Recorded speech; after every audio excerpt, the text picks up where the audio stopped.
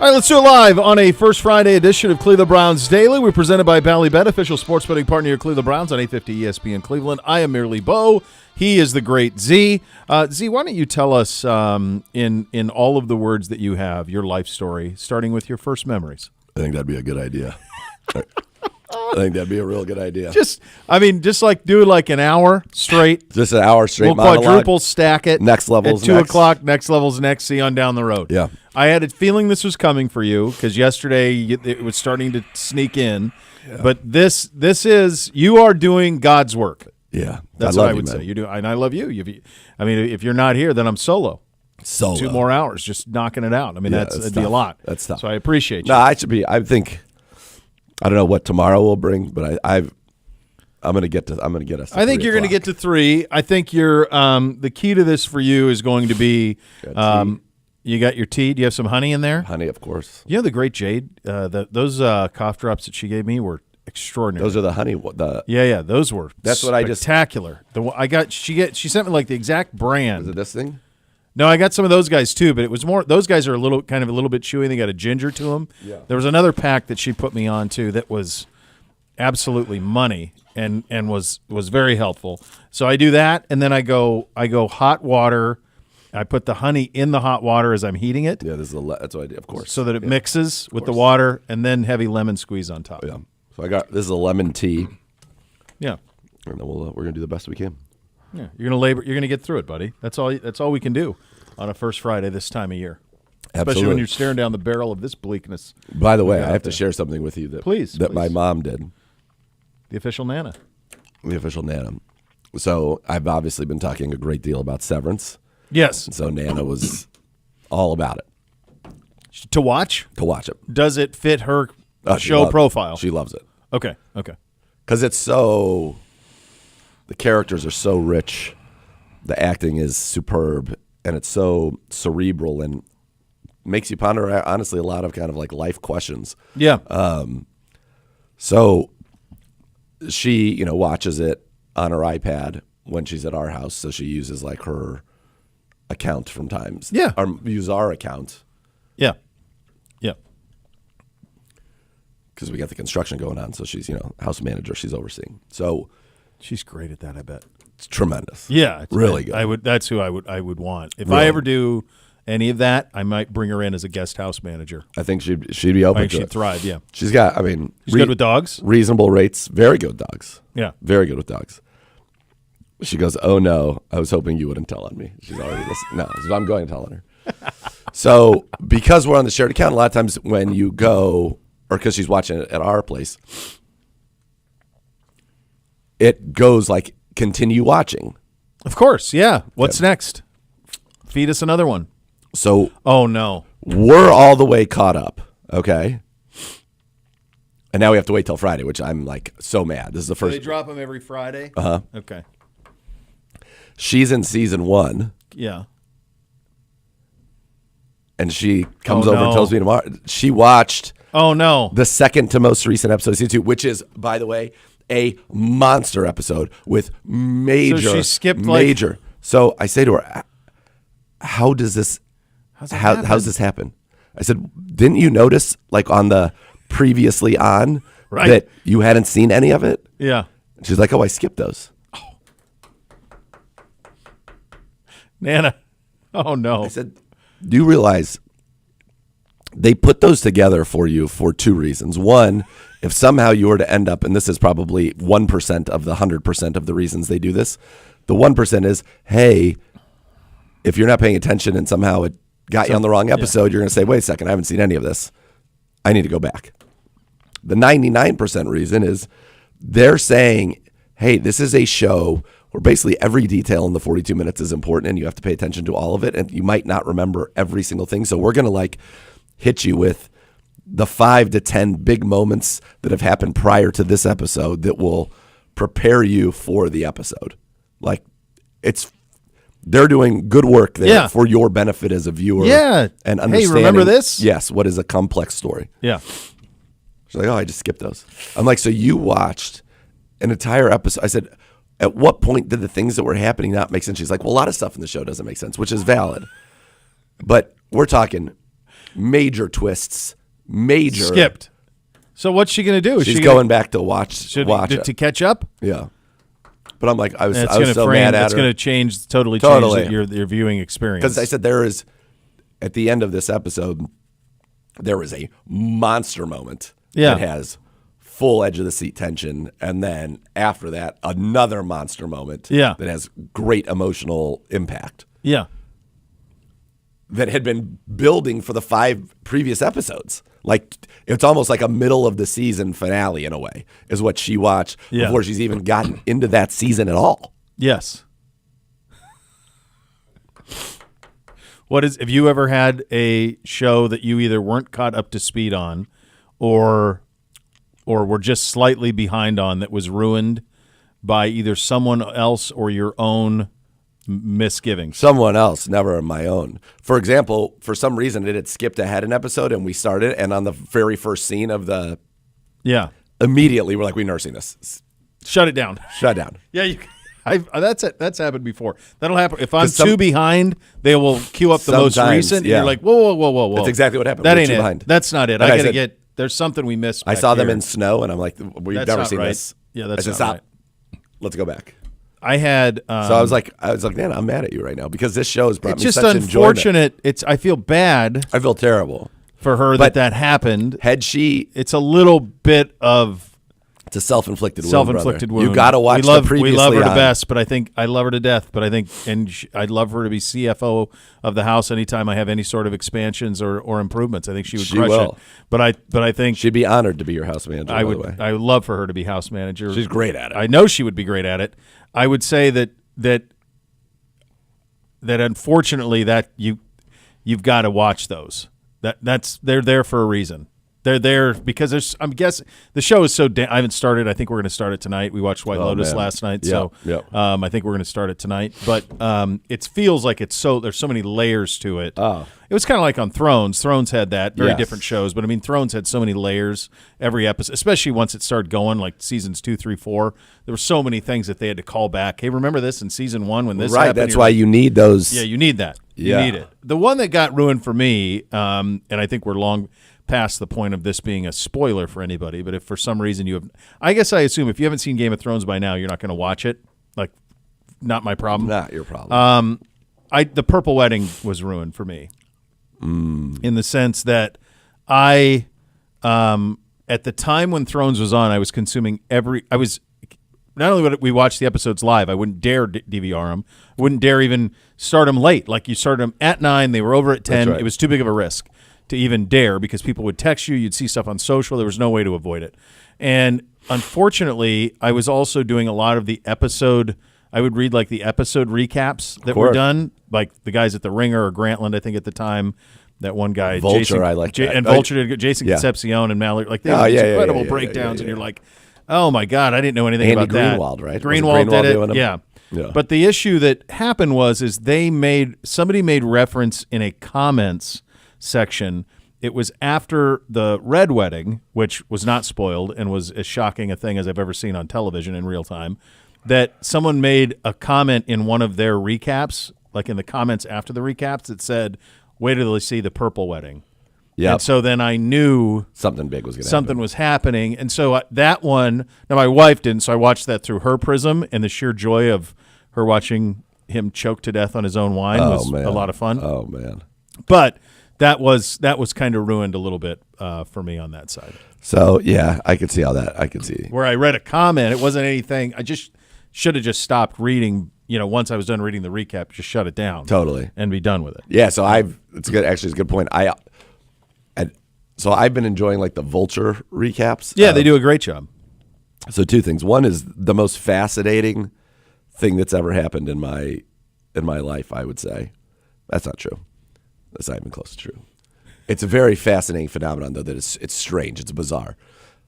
When we read those Vulture recaps, so after the episode ends, I'll then read the Vulture recap out loud, and we go through it. I yawn 5 times a recap. Not yawning before the recap. Just as soon as I start reading these recaps, I start yawning. It's like loud yawns. And then as soon as I'm done reading it, I don't yawn anymore. But do you go to bed after you're done reading them? No, Or this is could there be. It more? doesn't matter. It could be. It doesn't matter. It could Like be 2 one day o'clock we in the binged afternoon. 3 of them in the afternoon on a weekend, and as soon as I read the recaps, I start yawning. It's bizarre. It's really strange.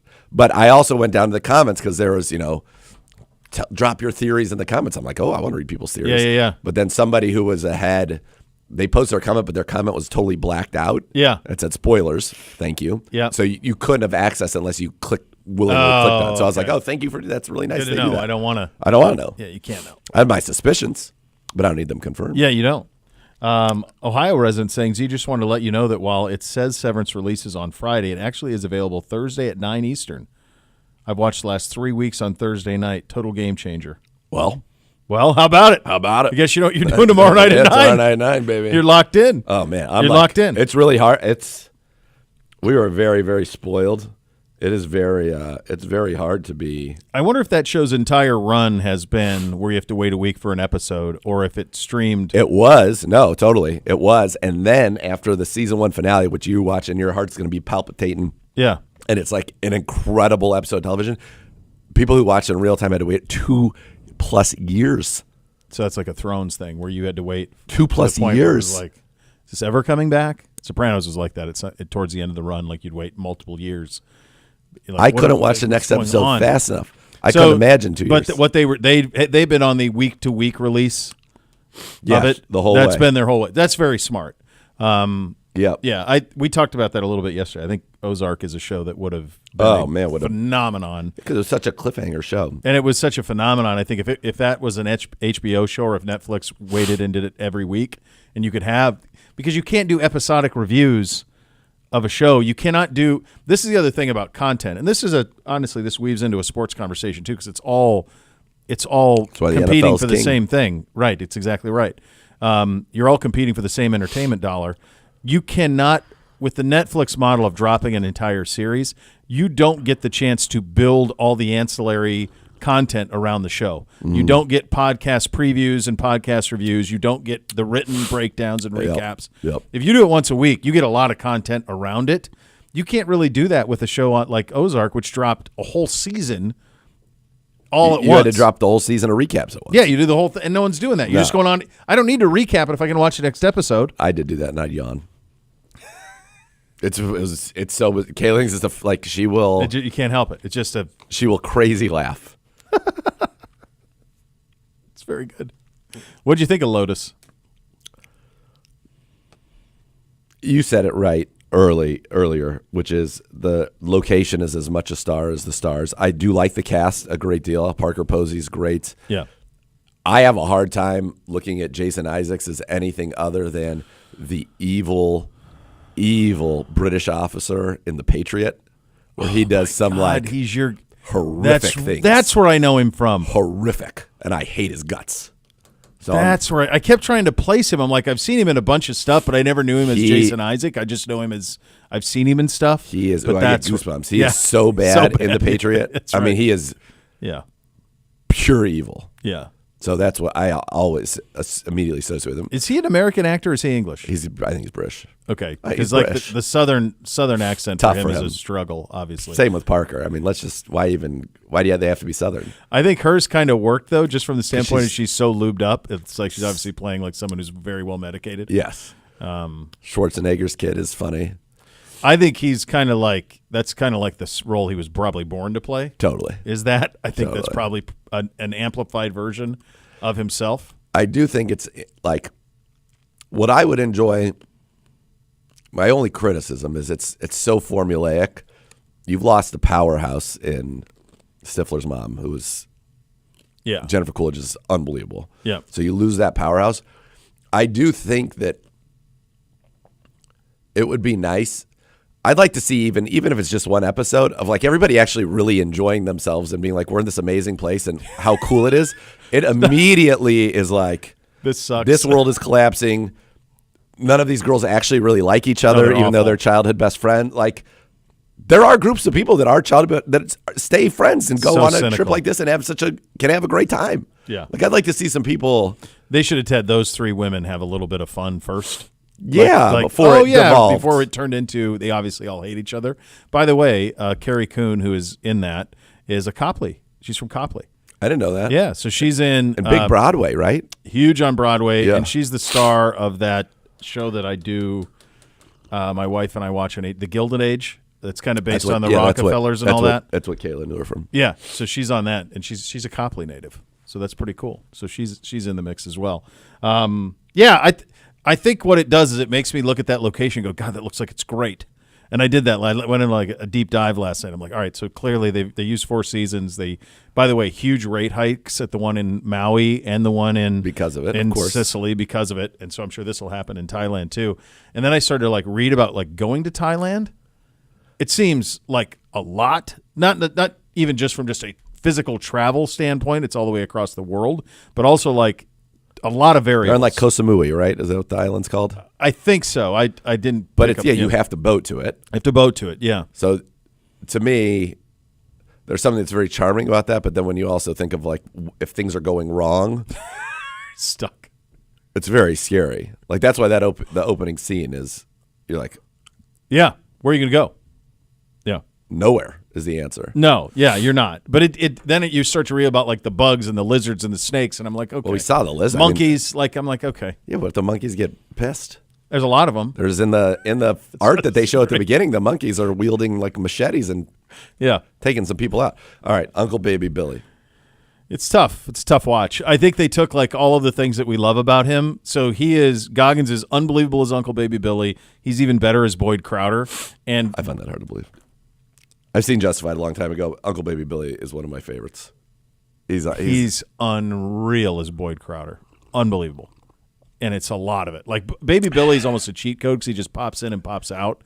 It's just like 3-minute scene and then he's gone. Yeah, but did Boyd ever throw caution to the wind with Dusty Daniels? Not with Dusty Daniels, but he definitely threw caution to the wind a lot. But the charm and all of that is there for Boyd. But either way, all of that they've robbed Goggins of.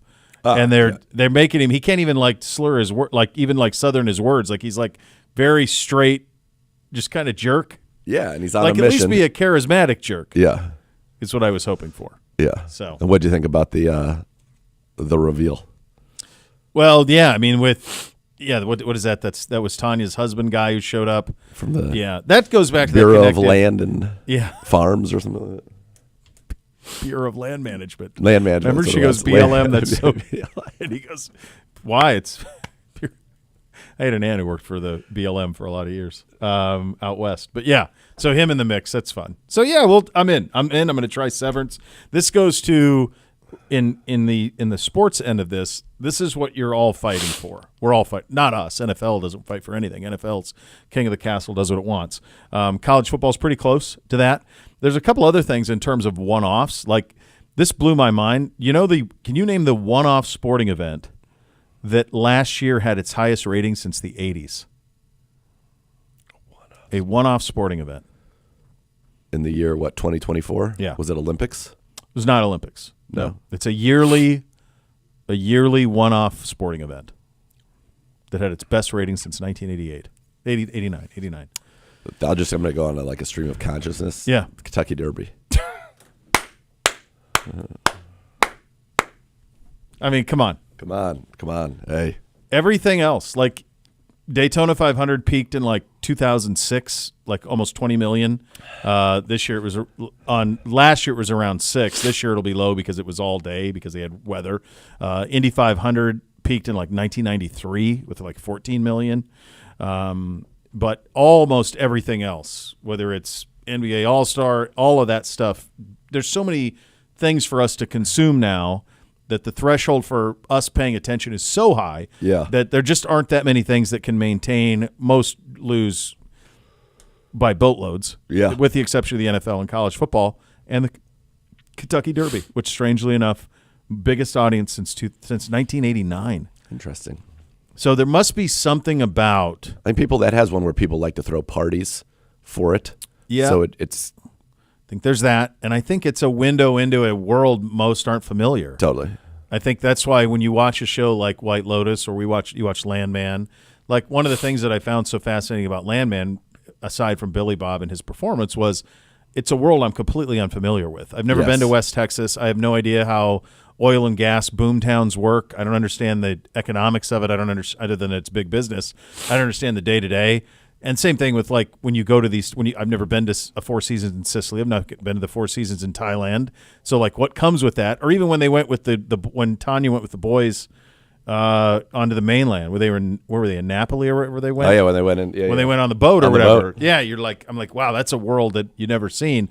So I think, and that's the thing I think probably the Derby does, is it gives you this window into this world that you haven't seen, that a lot of Yeah. people haven't seen, kind of the glamour or whatever that comes with it. You've been, haven't you? You've done the Derby? I've never been to the Derby. No. I think there's only two ways to go. Ultra privilege. Ultra privilege. Like Yeah. big time privilege, or steerage, Yeah. like infield. Yeah. Let's drink and have a good time and go be in the nuts. middle and go nuts. There is no middle class. There's not even an upper middle class at the Derby. Like Yeah, it's- all of that is brutal. Yeah. It's obstructed views and all of that. Daytona 500's fun. Sure. It's fun. I've not done Indy. No. Yeah, I've not done that at all. We have a little bit of football news. We've terminated the contract of running back Naheem Hines.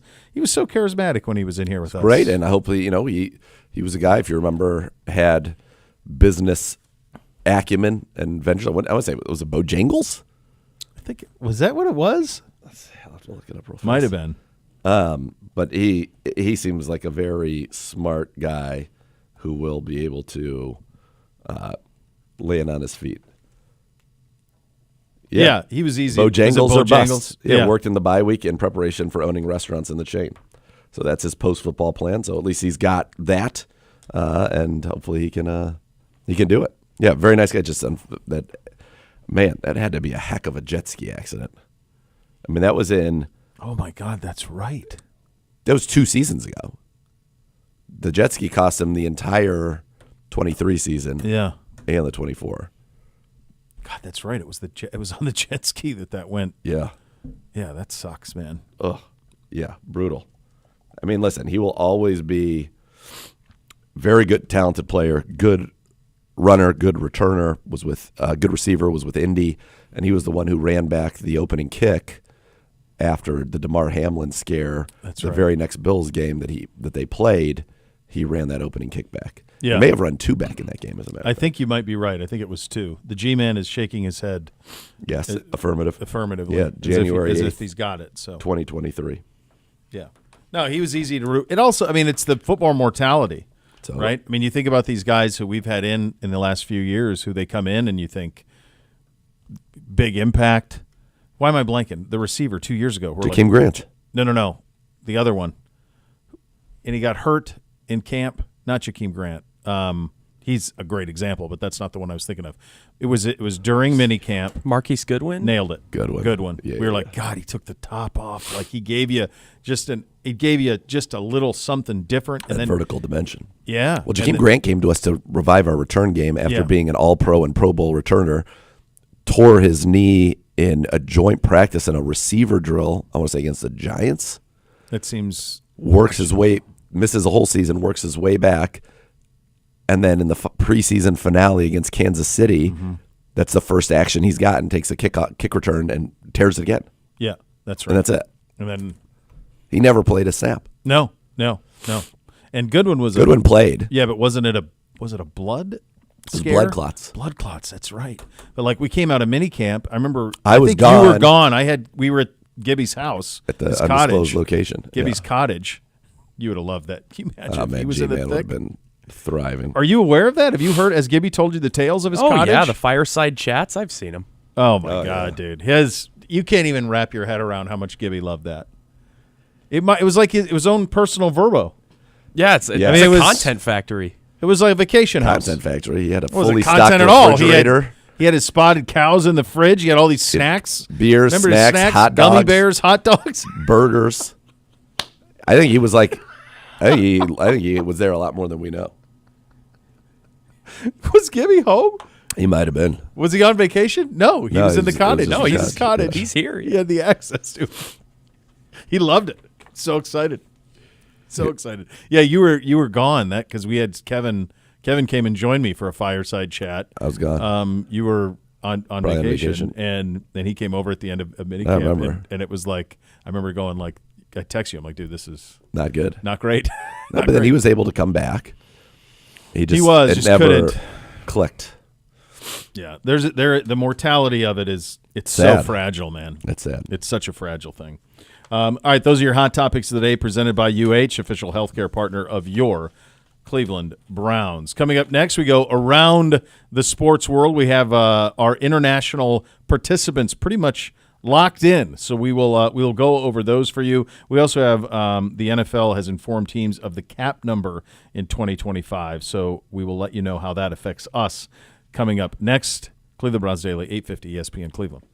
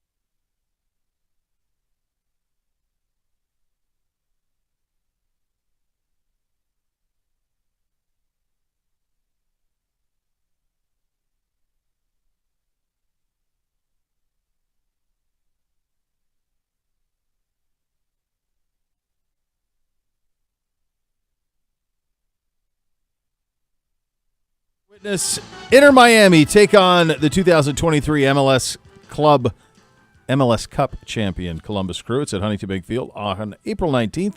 Secure your spot to see some of the MLS's biggest stars. Visit huntingtonbankfield.com/crew versus Miami to get your tickets today. Dan Graziano with this. The NFL informed teams today that the 2025 per-team salary cap will fall in the range of $277.5 to $281.5. It is way up from last year, which was $255.4. The cap will increase by more than $53 million over the last 2 years alone. So that's helpful. We still have some work It's also to helpful do. for everybody, though, right? Like, That's helpful for the Bengals wanting to keep their nucleus together. It's helpful for a lot of people. Yeah. Field Yates, the teams that have obviously a bunch of room are New England, the Raiders, and the Commies. Man, they got to act right now if you're them. Like, now is the time. Rookie contract, perform better than you thought, go all in. The Saints, us, and the Bills have a little bit of work to do. But, of course, as we talked with Andrew Berry last year at the NFL Scouting Combine, which we will do next week, they are 3 to 5 years out on all of these things and are pretty locked in terms of what the cap can be or will not be. Yep. All right, Around the League, presented by Leaf Filter, official gutter guard of your Cleveland Browns. The Chargers are going to open the 2025 season in Sao Paulo as the NFL returns to Brazil. They'll be the designated home team. International games and their designated home teams are now locked in as follows. Chargers in Brazil, Jets and us in London, Colts in Berlin, Dolphins in Madrid, Steelers in Dublin, and Jacksonville Jaguars in London at Wembley. Us and the Jets are at Tottenham Hotspur. What is obviously you want to expand to markets. How can we chase more eyeballs? How can we make more revenue? Where can we find it? We'll go around the globe to do it. We know there's a game in Australia with the Rams. It's coming in 2026, I think, in Melbourne. So those things are happening. So then beyond that, the goal is to sow seeds of your league around the globe. The way that this could come into effect in a big way soon is via the Netflix operation. So there was reporting yesterday that Netflix could be interested in purchasing. So the current Sunday afternoon schedule is locked in until 2033. The NFL can opt out in 2029 is when they can opt out, 4 years before it's done. But the reporting that I was reading from Sports Business Journal was they want to buy the contract from either CBS or Fox, that they may want to entertain that, and they would have the capital to do it. So the reason I think you're seeing this is because of the success of Netflix's deal for WWE Raw. Because Raw is now... You can speak to that more than me. Does that global? Globally live. Globally live. Yeah. And so I think once they saw that was capable and they were able to do that and that it's been watched around the globe and people are watching it, and they tried it with... Wasn't it the Jake Paul was at Netflix? Yeah, that was Jake Paul. Mike Tyson was Netflix. They've done like some live comedy stuff. Like the Mulaney did like a Everyone's in L.A. show that was live. Like they've done, I think Chris Rock maybe did a live one. So this actually gives them an opportunity. Tom Brady's roast was on Netflix as well. I don't believe, and correct me if I'm wrong, but I don't believe that they have the ability, a game that's on Fox is not shown around the world. No, you would. It's probably some around, but in terms of like globally, everywhere, no. Live in one place. No, like it's different. No, it's different. So, different avenues around the globe because they have different rights have been sold. I think that's what they see, and they think, man, part of it is growing the game, and now we're in Brazil, we're going to Australia, we've got England, we've got Spain, we're going to Ireland, we've got Germany, all of these places now. Time is obviously an issue, but there is a world in which they can sit there and just everybody in the world can watch a football game at the same time. Yeah. Yeah. And they did it on Christmas. Yeah, they did it with the Christmas games. Which looked great. They seemed fine. Yeah. Yeah, I didn't have any issue. Wasn't there a stat coming out of the Christmas game, something like 1 out of every... Nielsen said it ended up being like 24 million was what Nielsen said. Now, I don't know what rate you give that. Local? Or global? Global, but that Netflix claimed it was more like 60. Yeah, didn't they say at one point like 1 out of every 3? Yeah, yeah. There were some big numbers. Yeah, there were some big numbers thrown around. I think inevitably I would not be. I shouldn't say I think this is going to happen. I should say I won't be surprised. I would not be surprised if Netflix, Amazon, Apple, YouTube TV / Google. I would not at all be surprised if they just buy a network out. Like if they just buy CBS or NBC. I mean, CBS is part of Paramount, obviously, so it's a huge conglomerate that you're going to have to deal with. But, like, would you be surprised to see Netflix? I would not at all be surprised to see Amazon buy NBC. That would not shock me. And then you could stream it on Amazon Prime, and you could still put it over the air. One thing we know NFL owners still really appreciate, they've stayed loyal to the networks. They dip their toe in the streamers, but they won't go too quick. Yeah. Because you have to still be available to everybody. Everybody has to be able to see it.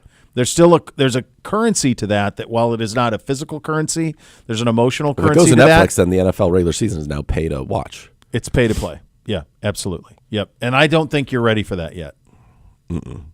I think that would be, and I think they know that. They've been very savvy about making sure that they are over the air available. Bulls and bears make money, pigs get slaughtered. That's it. So you have to be careful. But I do think that's part of what this whole international expansion is about, is doing that. I could also see a world in which if they do this international expansion, where like the traditional 1-4-8 becomes 11, of course, 2, then that afternoon game is actually 8 o'clock prime time in London, and in I agree. I think you could see that shift. 100%. You could get to a scenario where honestly you're playing an NFL game at 9 a.m. Another set of games kicks off. I mean, isn't it now 9, 1, 4, 8? Yeah, you could even if you. Now the only thing is on the back end, like to get like that's almost too far. You're gonna have to front load it. You're not back loading it. I think 8 o'clock is probably the last kick time you're gonna have. I suppose you could go 10. You could do a 10 o'clock kick. And they've done fine with those kicking at 7 a.m. in the West Coast. Yeah. Yeah. And you could do a 10 p.m. Eastern kick, which would be a 7 Pacific kick.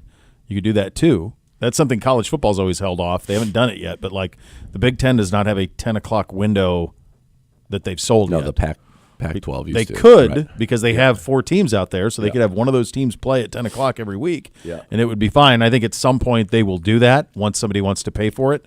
So that's going to be part of it as well. But this is the most we've ever seen and the most diverse group of locations we've ever seen. To go everywhere from Spain to Germany to Brazil, we've done London a lot, and then Ireland as well. That's a lot. That's a lot going on. It is. By the way, I don't know if you've been keeping tabs on this, but the question we have to ask is, will this even matter? NASA has increased the chance of a major asteroid smashing into Earth in 2032 at 3.1%. 1 in 32 chances that this asteroid hits the Earth in the year 2032, which is the highest that it's ever been. This is the highest percentage we've had. So I would say we better get on the line with some drillers. And it's going, yep. You got 8 years to train them. Don't go get the astronauts and teach them how to be drillers. Go get the drillers and teach them how to be. You got 8 years. 8 years to This do it. isn't even like 30 days. I mean, it's 8 years to be able to train them to do it. I mean, do you think they could do it in a month? So do you think, though, since you have the 8 years, why not just train the astronauts to be the drillers? Too easy.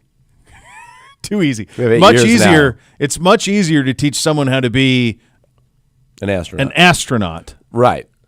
I think if we had 8 days. Yeah, truly. If we had 8 days, that's what we're doing. That's what we're doing. doing. But with 8 years, I think we're training the astronauts to become the drillers. Maybe they could figure it out in that long. It would take that long. It's so complicated.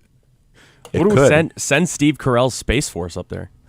By the way, just so you guys know, this is serious business. Now, they're saying it is not a dinosaur killer or a planet killer. They said it's not a crisis at this point in time.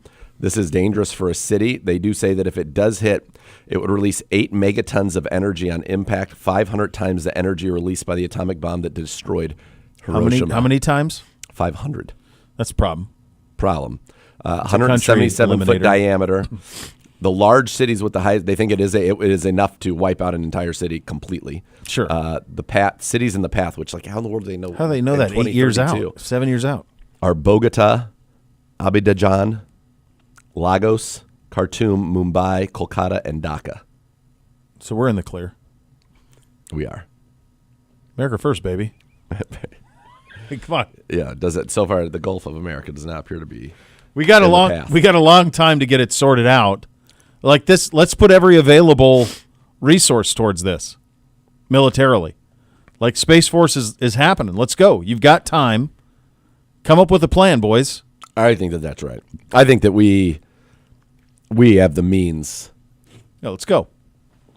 Like, for example, ready? Israel We got has 7 years. Let's the go. Iron Dome. That thing's unbelievable, isn't it? It's unreal, but like we should maybe have like a world asteroid dome that we could put together. Just like a case. You're not going to need it all that often, No, but be at the ready. but have it.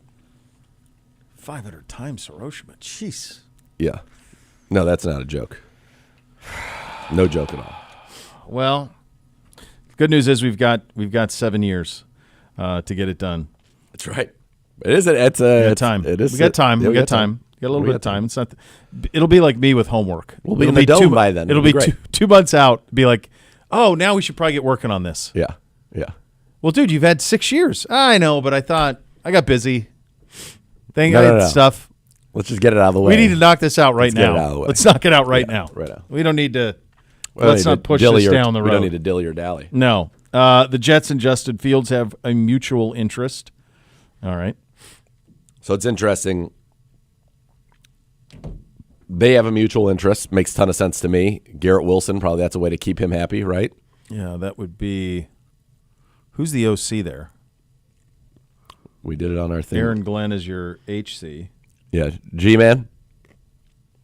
I'm on it. G-Man's on AC it. with the Jets. I know we did Jets, but We did Bob early. Wischusen, we had him on last week, but I Yeah. can't remember. Tanner Engstrand, former Sure. Lions passing game coordinator. It was Oh. Nathaniel Hackett. Sure. And then Yeah, Sure, yeah, of that one I course. knew.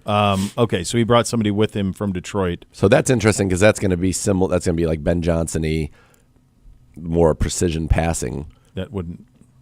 Arthur Smith apparently didn't want him. Arthur Smith is, you're going to see a lot of people linking people to quarterbacks of kind of that veteran style to us and the Steelers because I think Arthur Smith and Kevin want similar things out of their quarterbacks. So now all of a sudden the Steelers are being linked to Danny Dimes as well.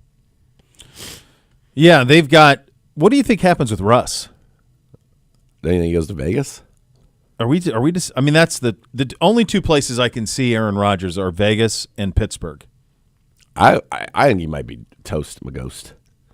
You think like of his own? I don't know. Because I think people would. Jason Horowitz wants no part of him in Vegas. I know he doesn't, but Jason. If Tom Brady does. I don't know if Tom Brady wants Aaron Rodgers. I don't either. But they have a lot of money that they can spend on the cap. They could be aggressive. I mean, you could sign T. Higgins, and you could try to go that route. And, New England wants T. Higgins. well, that's where if he believes in Drake May, then that would make all the sense. But to me, Pete at 72 is not someone who wants to monkey around too much. I would Agreed, imagine he'd but- want to try to bring somebody in there who feels like he could win. You with. are starting the season, regardless of really, I think, even what you do this offseason, you are starting the season as the fourth place predicted Yes. finish in that division. Yeah. That's 100%. Yeah, that's tricky. Got some What hammer. do we got going on here? In other words, the house manager. See, that wouldn't happen on Nana's watch. No, she'd shut You're that. right below the She'd show. shut that right down. Go hammer sometime other than 1 to 3, guys. That's all you got to do. Is that coming off on the air? Can you hear it on air? We can hear it in Yes. here. I know we can. Yeah. You can hear it, Kev. I can hear it. Yeah, Oh, yeah. How could you not? It's right below quite loud. us. Yeah. The contractors from Zagura's bathroom probably No, made their Mitch way would out never. here. Mitch would never, and Nana would never allow it. No, Mitch is a stud. Nana would say, "Not now. Can't do it now." This from the world of college football. The Big Ten and the SEC are meeting in New Orleans today to discuss the future of the sport. Is in simplest terms what they're doing. Here's what they're discussing. They're discussing 14 teams or 16 teams when they expand in 26. They're discussing automatic bids for the SEC and the Big Ten, minimum of 4, which 4 each, 4 SEC, 4 Big Ten. I said that's just the jumping off point. Like they're saying 4 of ours get in automatically, and if more deserve it, then more get in. They're saying automatically 4, not only 4. Like people don't even realize it's far worse than people even think. People think it's just like, well, why do they get 4 automatically? No, they're getting 4 off the jump, and then if more deserve it, they will lobby for more. It's going to a two super conferences. That's Probably where getting we're there going. eventually. Yeah. So they're dealing with that. They're dealing with what do we do with conference championship games. They're dealing with a scheduling agreement between the SEC and the Big Ten, where the SEC will go to 9 conference games. Big Ten's already there, and then you will add 1 intra-conference game. SEC teams play Big Ten teams, so that'll be part of it. So those are the things they're discussing. They're discussing the future of the sport. One thing that I think they ought to discuss is the calendar. It's broken right now, the way college football is, and you cannot be. They have it scheduled in 2027. They gave the bid to Vegas is going to host the NCAA the College Football Playoff Championship game. Yep. It is scheduled the Monday after the AFC and NFC Championship game. That's what they did. You can't. They went after the divisional round. Can you imagine after the championship game? You're going to get lost. Why? You're gone. Friday. Well, for sure do it Friday. Then you have a chance, but definitely not Monday. No. And that's awful. And I think they ought to be done with the whole thing by January 9th or 10th. There's no reason to play college football until the end of January. No. So hopefully they get the calendar fixed. I'm dubious to that. I'm sure they will find a way to make more money, which will be creating more games. Of course. By the way, how about this Texas Tech NIL collective founder Cody Campbell, who's John Hamm's character, I'm guessing, sold his oil and gas company for $4.1 billion. Yep. They've already signed the top portal class in the country. Yep. So this is what's interesting to me, and I'll be curious to see how it goes, but it stands to reason if Cody Campbell wants it to be, Cody Campbell can turn Texas Tech into a top 5 program if he wants to. This is the biggest litmus test to date for that. This is how much money does it take for you to go to Lubbock, Texas? This isn't a blue blood. Lubbock, I've not been, but it's an outpost in college football. It's a long ways from a lot of places. Some good players have played there. For sure, but they're not No. a traditional power in any way. They've never recruited well in any way. They've always been a quirky program, largely because of Mike Leach, where they had an identity as a pass-first team, pass-happy team. Was it, but did it's an Crabtree go there? outpost. Yeah, for sure. Crabtree, Yeah. Oh, yeah, they've had a Mahomes. lot of – Kingsbury was there, Yep. Mahomes, Graham Harrell was there. They had a bunch of good quarterbacks that went through there.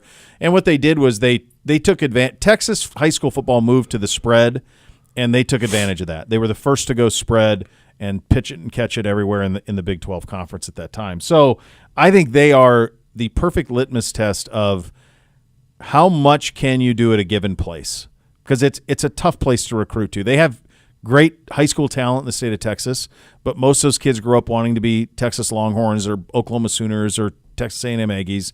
They don't dream of being Texas Tech Red Raiders. So there will be a tax they will have to pay. They're going to have to overpay to get kids to go there. But if he wants to do it, he can. The best example of this most recently is Texas A&M.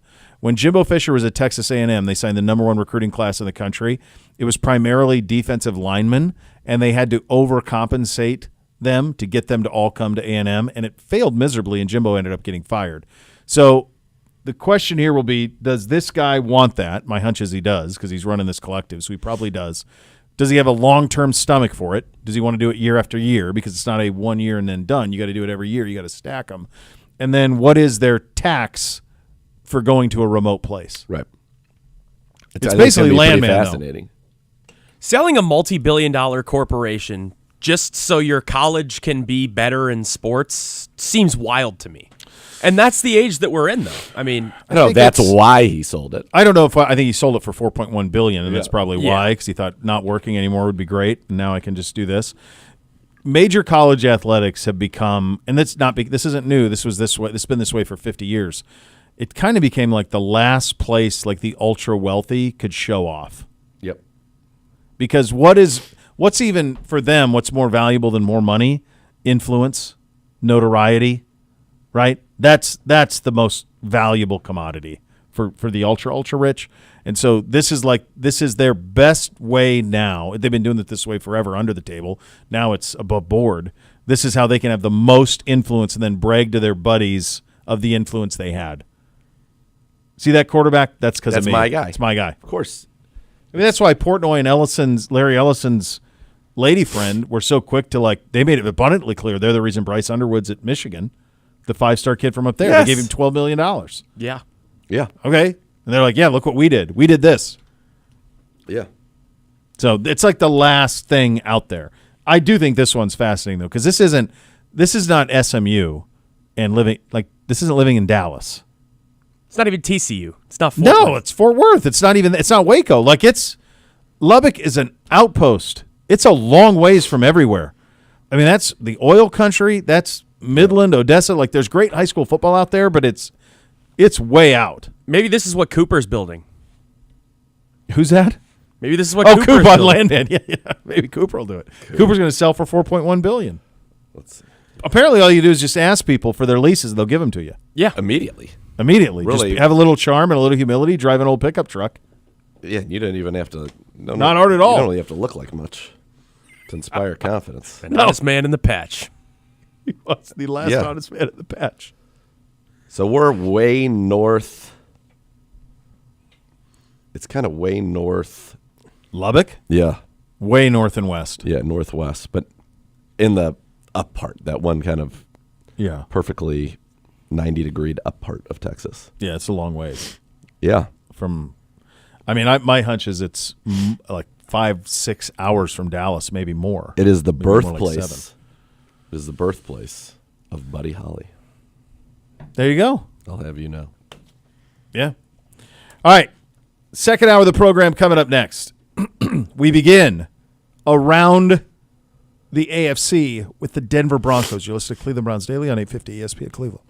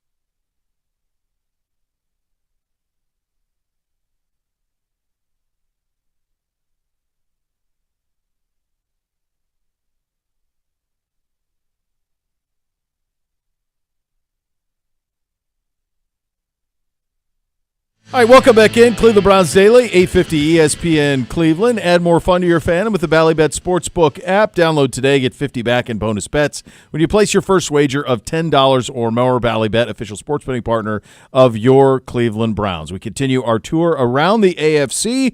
Off-season preview, season review. Eric Delala joining us, lead writer for the Denver Broncos. He joins on the Twisted Tea Hotline, presented by Twisted Tea Hard Iced Tea, official sponsor of your Cleveland Browns. Keep it twisted, Cleveland. Eric, thank you so much for taking the time. Let's just start with looking back. When did it occur to you? Was there a moment in camp during the season when you thought, oh, we're going to be a lot better than people think? Well, thanks, guys. Appreciate you having me on here. Yeah, I think in camp, I think there was a sense that the defense was going to be better, which obviously with Vance Joseph, they started attacking a little bit more. But with a rookie quarterback, you just never quite know. And you saw flashes in training camp. Started 0-2, things were a little bit rough. And then in Tampa and New York, the team went on this long road trip. They stayed at the Greenbrier out in West Virginia for a whole week, won both of those games to get back to 2-2. And even though Bo Nix didn't look spectacular, he certainly took steps. And I think that was the point where I thought, okay, maybe this team could make a little bit of noise. And then, when they came back from Kansas City, they just lost 2 in a row to Baltimore and then Kansas City. That loss in Kansas City, week 10, they're 5-5, but they had a game-winning field goal attempt that ended up being blocked. And Bo Nix showed the ability to drive him down the field. That's when I thought this team could really make a push for the playoffs.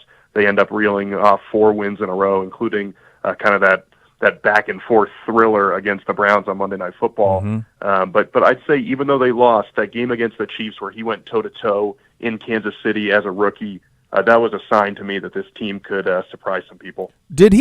Speaking of Nix, did he even outperform the wildest expectations, or were there, obviously Sean loved him, and correct me if I'm wrong on that, he loved him throughout, but was there anybody thought that he would be able to play that well that quickly?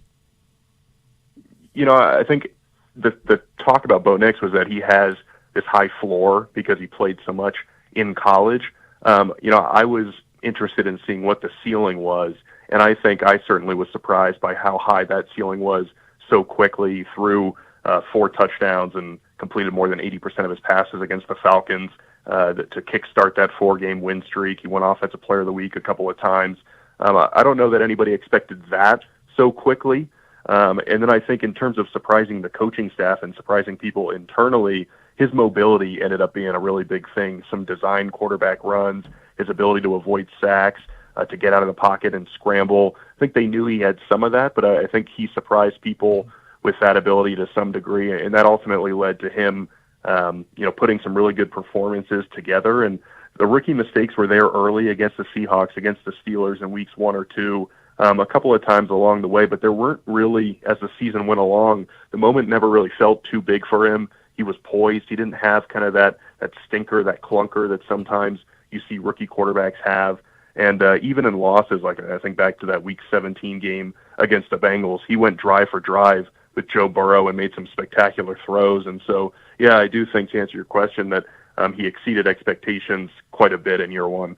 When you think about how because certainly the Broncos are now on the ascent. They're a program headed in the right direction, an operation headed in the right direction, all sorts of organizational momentum. As you've watched them build to this point, what are things that you look at and say, well, they did that, they got that, they nailed that? Some of it's just dumb luck, right? Sometimes you land on a player and they're better than you thought, and that happens. That's part of the league. But what of their processes do you look at and say, that is something the rest of the league ought to take a look at? Yeah, well, I think Sean Payton, as a coach, when he came in, he immediately started to build this culture of toughness, accountability. It was old school. They play during the preseason. They go hard during training camp.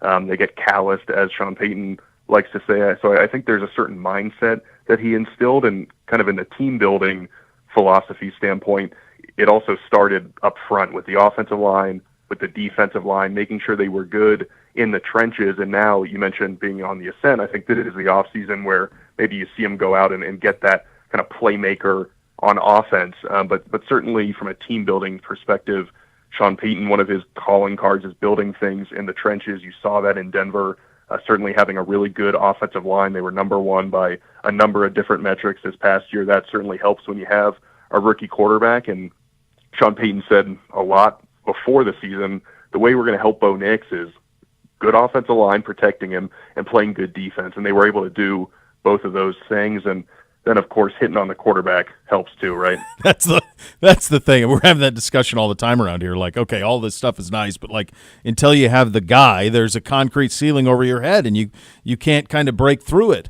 You mentioned this offseason. So they land with Nix. You have all of this momentum. Critical offseason, obviously, for the franchise in terms of, okay, now we've arrived. How do we get to be contenders? What's the offseason checklist look like for the Broncos?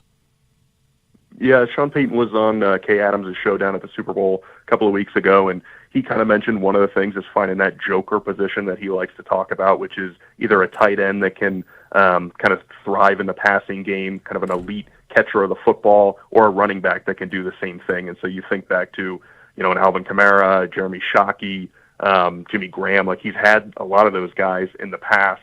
The Broncos were able to get a little bit of production in the passing game from their running backs, but I'm sure they'd like to see more the tight end position. There were a couple of games where they broke out. There was a game against the Panthers here in Denver where they, I think, 3 combined touchdowns, but there wasn't that guy that had 6, 7, 8 touchdowns or more, and so that's a position where maybe you see them target. He also mentioned on that show kind of inside linebacker, safety as a position where you could see them address some things. So, I think there's kind of the meat and potatoes portion of this, where can you shore up a defense that was already really good a year ago, but maybe needs to take just the next step to compete against the Buffalo Bills, the Baltimore Ravens, the Kansas City Chiefs of the world. And then there's the flashy element of, can you go find a playmaker on offense? You've already got a guy like Cortland Sutton. Marvin Mims broke out late in the year, so interested to see kind of how he continues to progress. He was a big-time deep threat for them, but can you find another weapon for Bo Nix to throw the football to, whether it's out of the backfield or kind of in line as a tight end? What is your – I mean, you hit on all – in terms of draft and what this draft provides. We'll know more next week at the Combine because, as you know, when he gets there, there's a lot of groupthink that starts to happen in terms of kind of a consensus starts being built. When you think about the draft especially and you think about the strengths and weaknesses of this draft, where do you sense the Broncos go there? Yeah, so I know Colston Loveland out of Michigan is a guy that's been mock draft to them a lot, the tight end, just for his ability to kind of fill that joker position. Ashton Genty, the running back, obviously, that everybody knows out of Boise, is another name that's been linked to the Broncos. But truly, I think you've seen Sean Payton in his, particularly his Saints history, where he'll take a defensive guy if he's the best player on the board. And so DJ Jones is a big-time player for the Broncos, interior defensive lineman who's a free agent. We'll see kind of what happens there in free agency. But, if he doesn't come back, it wouldn't surprise me to see him take a D lineman or to go with a safety, or if you find kind of an inside linebacker that you think is a difference maker. So all the mock drafts right now have kind of an offensive playmaker going to Denver, but Sean Payton always talks about this NFL train of kind of knowledge. And like you said, groupthink, and you pay attention to it to some degree, but then you've got to make your own decision. And so I think kind of the easy pick is offense, whether it's tight end or running back. Certainly wouldn't shock me if they end up going defense, especially in the middle of the defense there. Eric, what differed the hiring of Payton and what that represented, and then what you've witnessed from him kind of at the top of the organization? What difference has that made? How does he do things different than previous regimes? Obviously, it's all been worth it. I mean, this is all flipped, and you've become one of the ascending teams relatively quickly. But what have you seen from him? What is different from him versus previous regimes? Yeah, I think there's just this standard that he sets, that excellence is kind of what's expected, and I think with the Broncos that's set at the very top with the ownership group. Greg Penner, who came in a few years ago, the owner and CEO, he's talked about how winning football games is the expectations at the end of the year. He said winning the AFC West next year is kind of the number one priority for this team. So it starts there. And then, like you said, with Sean Payton, he has a history of doing this, right? And so there's kind of this sense that if you buy in to Sean Payton's program and you kind of follow the way that he wants to do things, you're going to find success. And then once you see that success, it becomes easier to buy in and kind of keep it going. But when you talk to his former players, especially, and I remember this when he first got hired, a lot of guys talked about you don't want to let him down or you don't want to disappoint him. And I think when everybody kind of plays, they push themselves to be their best so that they're not letting their teammates down, they're not letting him down. That's what stands out to me. And then the other thing is just his teams tend to play smart, fundamentally sound. There weren't games this year where the Broncos beat themselves. And so many times in the past, I've covered this team since 2016, there were times when the Broncos frankly beat themselves or they did things that didn't lead to wins. And under Sean Payton, it feels like you're going to win in the margins. You're not going to make those mistakes. You didn't see the Broncos lose to teams that they shouldn't lose to. I think all but one of their wins was by more than one possession, and I believe 8 of those wins were by double digits. So when they played teams that they were supposed to beat, they kind of ran away with it. And they, if there's a place for improvement next year, it's that I believe they only won one score game this year. I think they were 1-6. 1-5 in one-score games. So can you take that step next year? But it does stand out that this team won games they were supposed to win, and that seems to be one of the calling cards of Sean Payton's system. Boy, yeah, and you feel like that reverts to the norm, and if you're instead of 1-6, you're 4-3 in those games. Look out. Eric, you've been around since 2016 around the team. I want to ask you one just kind of off topic in regard to the Broncos and Peyton Manning, who still makes his home out there. I'm assuming how omnipresent is he around the organization? Are you surprised that he has not taken an official role in football at some point, or that he has chosen this other path, this sports entertainment path? Yeah, I mean, he's certainly good at the sports entertainment stuff, yeah. Right? And he was good on SNL the other night. Mm-hmm. When he's talked about it, he said that he likes kind of being around all these different teams. He likes what he's doing right now, being available to be around his son as he's playing football. I know they travel to different games, and so you're right. He's around at times, and he definitely will pop into practice a couple times a year, pop by training camp a couple times a year. So it's not like you never see Peyton Manning around here by any means. But listen, I think he's got a pretty good gig. I wouldn't, I'd trade places with him in a heartbeat. So he's always welcome around here, and certainly he's been a big resource for a number of different quarterbacks that they've had. Obviously, we've kind of gone through them here over the last 8-9 years, but with Bo Nix, having a guy like Peyton Manning as a resource, I'm sure is invaluable. All right, I'll get you out of here on this one. How big, if at all, is the call to just wear the Orange Crush uniforms always? I know fans love them. They're beautiful. I love them too. My take is maybe a little bit controversial, and I think it's good that they can only wear them a couple of times a year, because I think if you saw them every week, you would just get a little bit immune to them. You'd get used to them, and it wouldn't be quite as special. I think wearing them once or twice a year, it makes it that, and especially last year, it was against 2 division rivals, 2 wins at home. It keeps kind of the uniqueness of it. So they're incredible, and they're definitely everyone's favorite uniform, I think. But I like the idea that you only get to wear them a couple of times. All right, fair. Controversial, but fair. Appreciate your time, buddy, as always, and giving us a little bit of your expertise today. Yeah, thank you guys so much. Appreciate it. All right, there he goes. Eric Delala joining us, lead writer at Denver Broncos. He joins the show on the Twisted Tea hotline, presented by Twisted Tea Hard Iced Tea, official sponsor of your Cleveland Browns. Keep it twisted, Cleveland. Coming up next, we'll hit some of the categories, our thoughts on where the Broncos are. And yes, they should wear those uniforms all the time. We'll get into that coming up next. Cleveland Browns Daily, 850 ESPN Cleveland.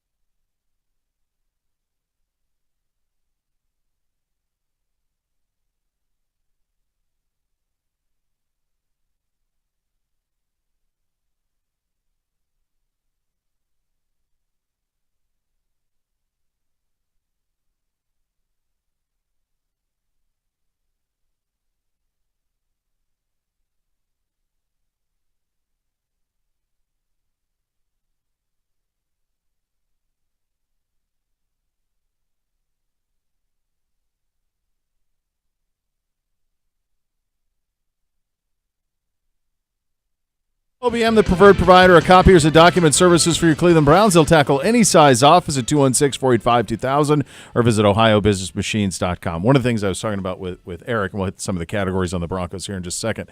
One of the things that we were talking about is I asked him philosophically processes, what can other teams learn from Denver? And he went through like kind of how they built it and all of this stuff. But then in the end, he goes, it helps to land the quarterback. Yeah. No kidding. That changes it. That's what changed Washington. Totally. That's what changed Denver. We are not talking about Denver as an up-and-coming NFL team if Bo Nix isn't good. Correct. He was good. And so now all of a sudden they're a contender, and now they can pivot. It's just like Washington. Washington hit the lottery with Jaden Daniels. The lottery. And now they have the second or among the most cap space in the NFL. Now all of a sudden they can get aggressive. And they can go. Yeah. Big. And now they can take luxury picks in the draft. Totally. That you otherwise wouldn't take because you have the get out of jail free card in the quarterback. Totally. So that's it. They landed, and I give Sean Payton a lot of credit for Bo Nix. Who's your buddy who like Jimmy Bang Bang? Bang Bang nailed it. Dude, he had it. What made him so confident? I remember this in the lead up to it. You talking about Bang Bang? He was at a conference with a significant other of somebody very high on their personnel side, and that significant other told him, "Oh yeah, we're taking Bo Nix." That's like amazing. months. Yeah. Months in advance. That was similar to the Kingsbury thing, where a former intern of mine was dating Cliff Kingsbury at the time when he was just named the head coach of after Texas Arizona. Tech, and when he was named of Arizona. She's like, "Oh no," and she wasn't like she's like, "I just know he loves Kyler." Yeah, they're dingo. And we were going into the combine, and I'm like, I think Kyler. And everyone's like, no. They drafted him to get the best out of Rosen. Then we got to the combine. It was like, oh, yeah, they're taking Kyler number one. Like, that's done. 100%. That's done. So that's the way that it goes. Yeah. All right, you want to hit some categories? What are your thoughts on the Broncos real quick before we hit the categories on them? I like this team.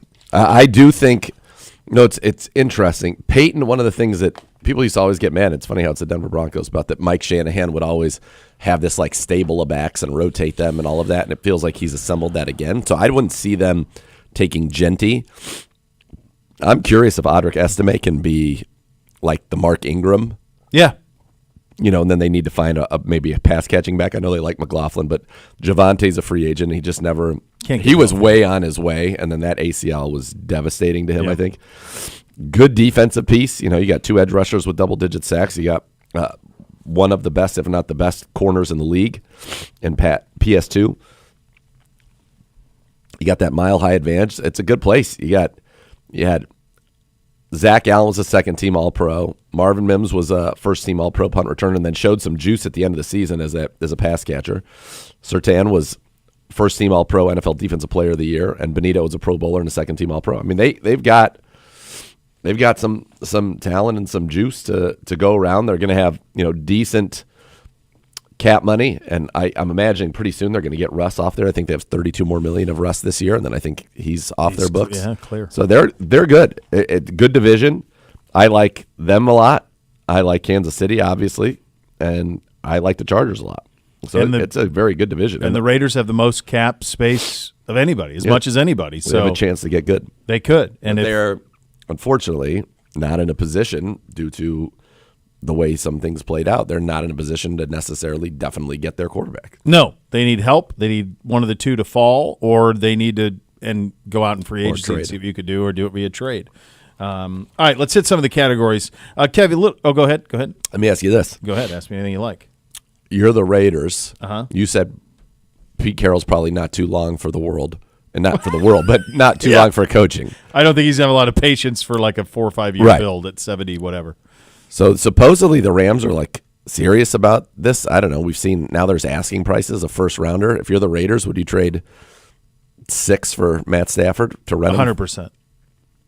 Well, not them, I wouldn't. If I were Miami, I would. But if you have, let's say you have Matt Stafford, you got Bowers, you got Myers, you have all the money. You can sign, maybe you can sign T. Higgins. You just win a Benny War for T. Higgins.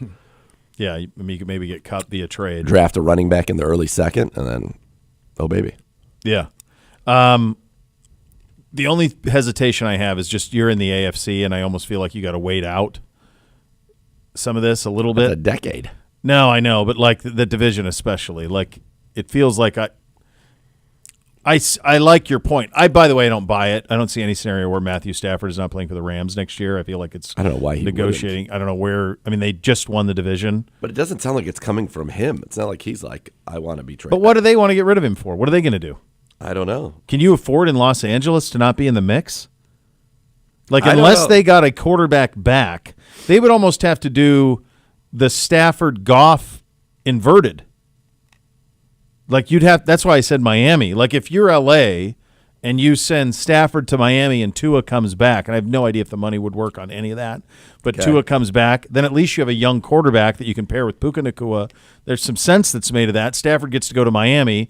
He gets to play with Tyreek and Waddle and Mostert and all that talent. That at least I look at that and I go, okay, well, that makes sense for everybody. I think Stafford would be excited to go to Miami. Yep. I think Tua, LA makes some sense. Fresh start for him.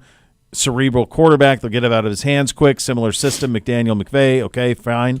But, like, I just wonder where the other landing spot. Like, I don't see, like, Pittsburgh. Like, Stafford's not going to go play. Like, I don't sense that. No. I mean, he played for the Rams. They won the Super Bowl. No. He's in well, LA. to like, Vegas is still Vegas is- out there. Dome, good weather. That's appealing. Vegas would be the place of living would be very appealing. I could see him go into Indy. Jonathan Taylor, Pittman, Pierce, Downs. You've got some good weapons. It's a winnable division. Yeah. Would he trust that operation with the end of his career? I No. think they'll give him say. I would hope so. I mean, it's not a bad on paper operation. They've been, run the No, press. they've been consistent. They're Yeah. consistent, and they kind of just need that quarterback to get them over the hump. But it's also been where, Phil Rivers, Matt Ryan kind of went to Yeah. peter Put off. out to pasture. Yeah. Yeah. What about Dallas? I don't think they just signed Dak to that. Is That was that that was not- week 1 of last year. Yeah, I just wonder if I don't think they could get out of it. money wise. Could they make that work? I don't where think so. They can because he's a Dallas kid. Yeah. There aren't. I don't know that I believe that to be real though. What? That he's not going to play for the Rams. I believe saw that you. too. I saw that same reporting that, could he be available, and if so, would Rodgers be in play for L.A. with the Rams? Was some of the reporting I saw this morning, but I tend to think that Stafford will end up being there. I agree, and I kind of would like him to. So if they if they were to cut him, there'd be $150 million of dead money Dallas? this year. Yeah. 61, and I think that's true of if they trade him. If they traded him post June 1st, it would be 42 of dead million this year, 28 the next year, 17 and 17. That ain't it. I mean, I guess they could. I agree. I just was trying to find a place. Miami's the one that jumps out to me for him. Like, Yeah. that's the one. The only other one would be Atlanta. Yeah. Like, does Atlanta punt on Penix, just send Penix to the Rams, and then Doesn't seem Stafford like it. played his college ball at Georgia? Like, Right. that's a winnable division. Doesn't seem Talent. It seems like they're all in on Penix, though, is kind of the way that seems there. All right, you ready to hit some categories on the Broncos? Totally, I love it. All right. Kev, any sort of NFL, any sort of traveling fun music, if you have it at your available or you can pop it in, that would be great. Of course, he's at the ready. Good job out of you. All right, let's start with this one. Are the Broncos wearing the right uniforms? No, come on. Come on. There are plenty of things that are when things are that good that they don't need to be kept special to stay special. It's just the right thing to do. Tyler had a great tweet to us on that. He said, regarding the Broncos orange, so let's buy a Ferrari but drive the Taurus daily, so when I drive the horse, it's special. Yeah, totally. Totally. Ridiculous. I actually think their white would be really good, too, and they don't use those, the road whites. With the light blue hat would be very good. G wants to know, would we host Denver Broncos daily? Yeah. DBD would be up there. Cherry Castle Hills. Pines. Castle Pines, living our best life. Who gets Yeah, hurt? Absolutely. All right, airport grade Denver. F. Worst in America. No, it's not. Are you sure? Are Are you sure it's not? No, I'm not sure. What is the it's not. one place in America Is there a place in America you that you have more anxiety flying through than Denver? Reagan National. Reagan's tough. I mean, I've flown in there a long time, many times, and you're always like, it's real tight in here. And obviously, we had that awful tragedy. It is. I hope that they fix that, because you miss a window at Reagan too, because there's 3 major airports there. Like if you miss that happened to us like 2 summers ago when we went to South Carolina, flew through Reagan, missed the land window, and had to circle for like another hour and a half because there's Dulles, Reagan, BWI are all right there, and so you just can't. No, it's brutal. nuts. Yeah. So that would be one. LaGuardia. I know they've remodeled it. I haven't been in it, or the parts that have been remodeled, but there's a while. LaGuardia was terrible. Always delayed. It was awful. Yeah, I think for me it's Denver. I've had by far the worst experiences flying in and out of Denver. When NBC was 2 years old, he slept on my chest at the Denver airport because there were no hotels in Denver for us.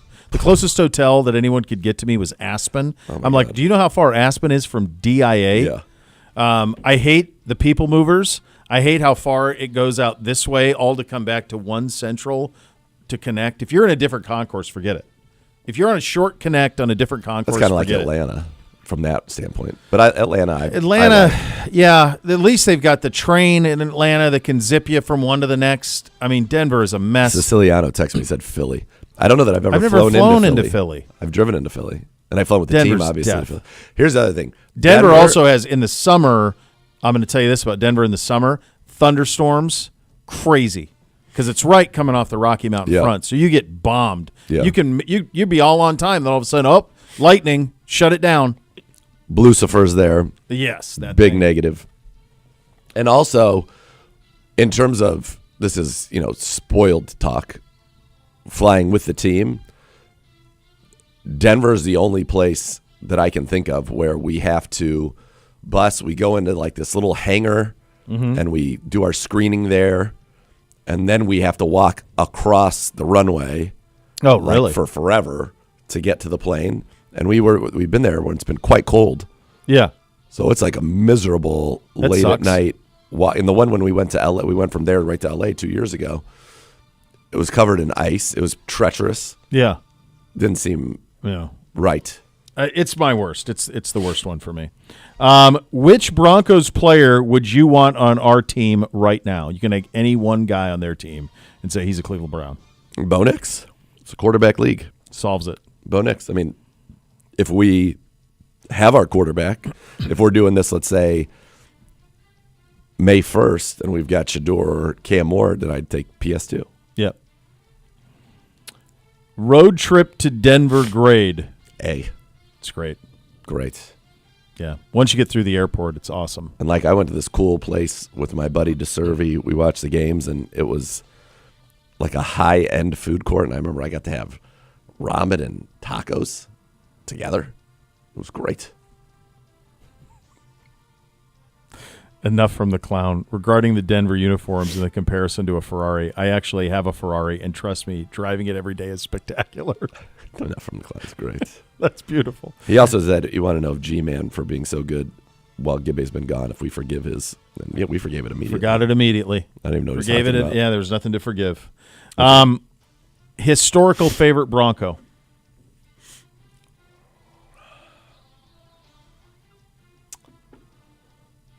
This is going to be a little bit probably fantasy related when I was really into it. Yeah. And I'd found his personality to be hysterical at the time, Clinton Portis. I loved good. Clinton Portis. And also- CP26. And they traded him, if you remember, Champ Bailey for Portis, like 1-for-1. And it was kind of a win-win trade. I was just going to say, probably the only example I can think of in NFL history where two stars were traded for each other and it worked for both. Yeah. Yeah. Portis was a stud. Stud. Champ Bailey, stud. Stud. Yeah. No, that's it. Yeah, Champ Bailey would probably be. It's so strange to me. I don't think of Manning as a Bronco, even though he probably had his singular best season as a Denver Bronco and chose to raise his family there and live there. Peyton. And Peyton, yeah. Yeah. But I don't think of him as a Bronco. He's just a Colt to me. Yeah. But you know, his best Who do individual you think season of was Champ Denver. as?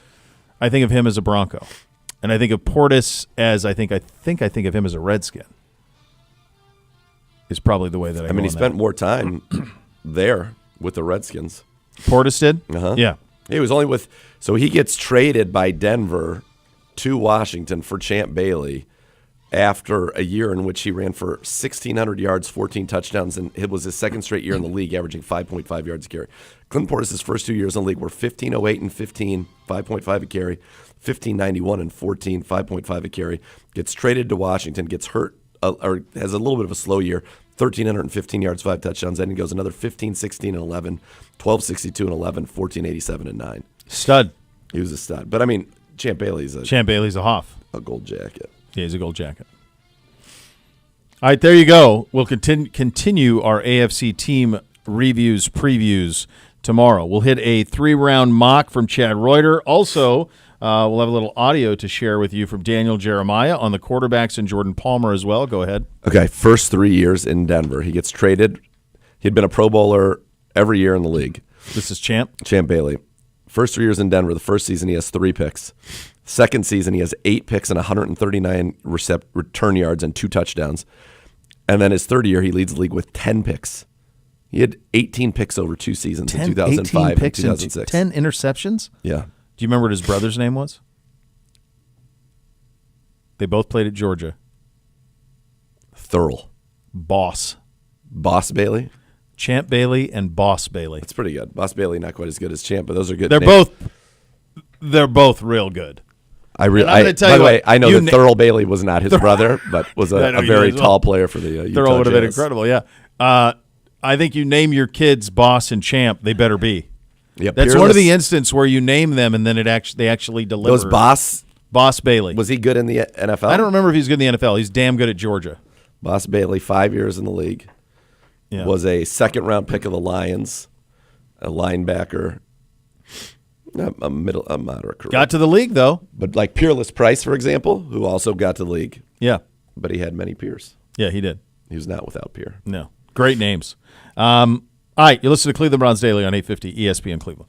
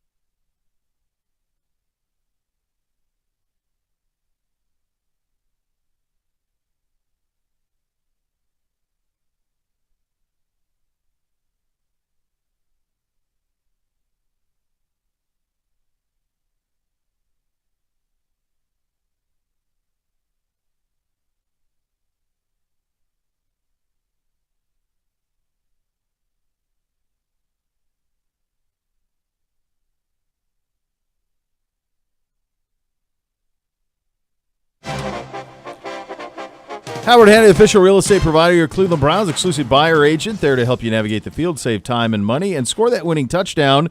A new home, win big, and the leader in real estate. Visit howardhanna.com/GoBrowns today for more. All right, let's have a listen to Daniel Jeremiah on his Move the Sticks podcast and his reasoning of mocking Cam Ward to the Cleveland Browns.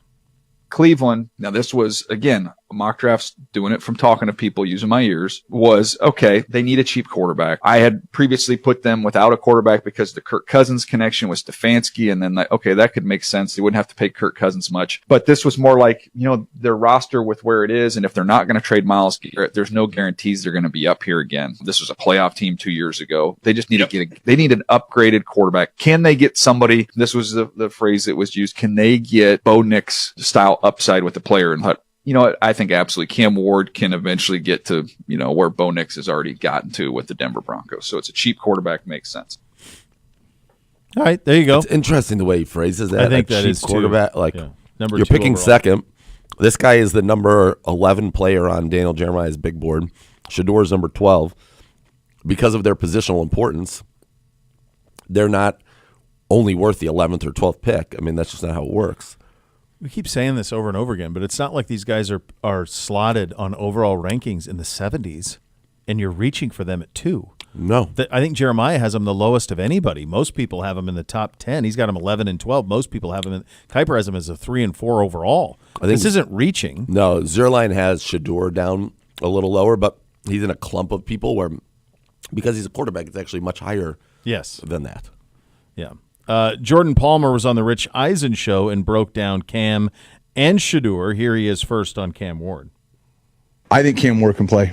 I think I'm really excited to see him transition. I think it's rare that you have somebody go to 3 different spots and play the exact same way. He just kind of like dominated at Incarnate Word, Washington State, and then lastly at Miami. I think the thing that's most interesting about Cam Ward, and it's not to suggest that there's going to be that this is any sort of harbinger of things to come for him. But a year ago at this time, leaving Washington State, he was viewed as undraftable, Which is wild. right? Not draftable. Plays 1 year at Miami and now and that's awesome. That's a credit to the kid. But to me, it's more something must have been wrong in the process last year that led him to believe that he was undraftable a year ago. And now he's going to go 1, 2, 3. Yep. Here is Jordan Palmer on Shador. I think Shador is just, my word for him is just fascinating. I remember I was on this thing a long time ago. It's called the NFL Legends Youth Advisory Committee. Troy Vincent put this group of people together and we would talk about the growth of football and all that stuff. And we meet quarterly. And I was the only not famous person there. This is Prime was on it. Okay. Wasn't Coach Prime. He was Prime. Yep. But Willie McGinnis and Nate Burleson before he was on TV and all these guys. And I remember we had a 15-minute break and Prime goes, "Hey, let me show you my 7th grader." So like I started paying attention to Shador then, and I go, "Can he move like you?" He goes, "No, but he can play like Brady." That's awesome. You got to say, like, to be identified, curated, developed, and then to deliver. Shador has been unlike Cam Ward, who, and not to say one works, one doesn't. Josh Allen came from complete obscurity in Wyoming to be what he's been. But for Cam Ward to go from Incarnate Word to Washington State to Miami to number 1, Shador has been under the microscope since he was in high school. Yep. And there's something to both paths. Not one isn't better than the other, or more valuable, or worth more than the other. No. They're not a harbinger of things to come. It's just so different the two paths the two players took to get to this point. It's interesting, too, to me. I've seen a lot of people, come out with the definitive, that these two quarterbacks are grossly overhyped. I would, I can't draft. It's a waste of a pick at 2. I'd love to get, like, why do you feel that way? What tape did you watch? What didn't you like about what you saw in particular games? I have, like, all the plays listed out, good and bad, for both of those guys. And then you're able to kind of form a thought about it. And I try to not go with any preconceived notions. I try to go, all right, see what the trends are. And sometimes you do it just based off the plays. Then as you read through your write-up of each play, you're like, this theme keeps coming up. Great accurate. I've heard people say he's not accurate. The guy is incredibly accurate. His ball placement is elite. You know what my follow-up to that question would be to the people who said that to you, or that were saying that you noticed? My follow-up would be, what makes you sure Abdul Carter is? Right. So if you're so certain that these two quarterbacks are overrated, what makes you sure he isn't? And by the way, Would you, if you were to go back in time and look at Chase Young, would you also say Chase Young?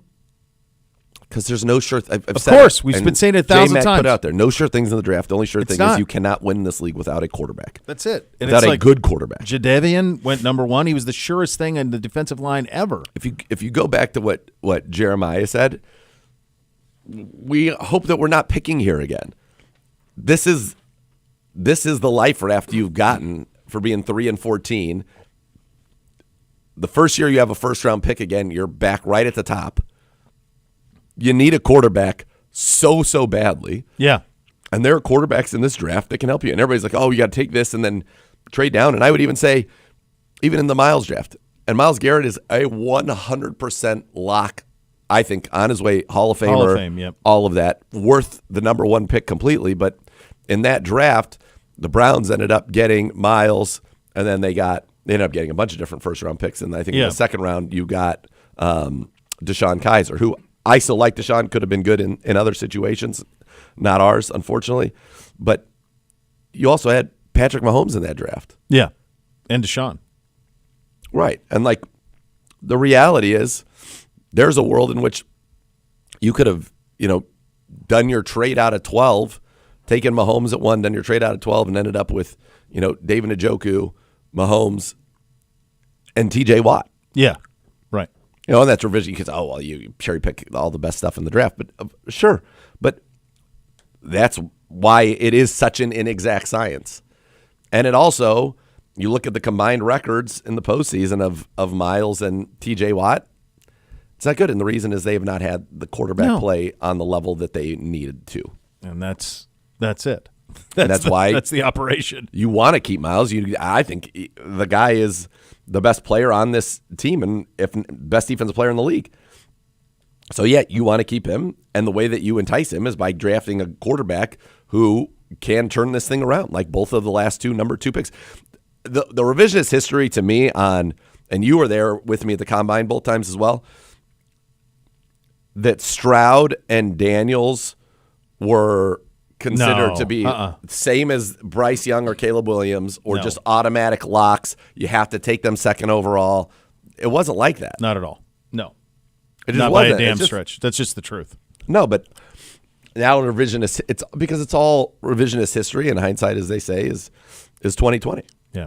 So much more to come. Cleveland Browns Daily, 850 ESPN Cleveland.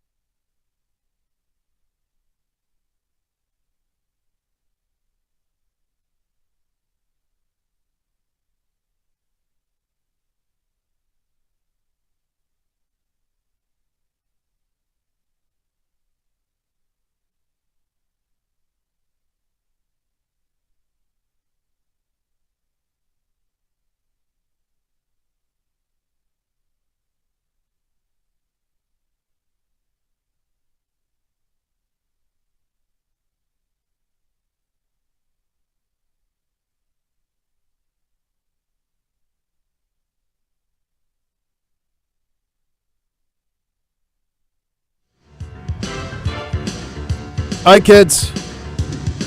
That's it. That's the list. Next level is next. Thanks for listening, everybody. Cleveland Browns Daily, 850 ESPN Cleveland.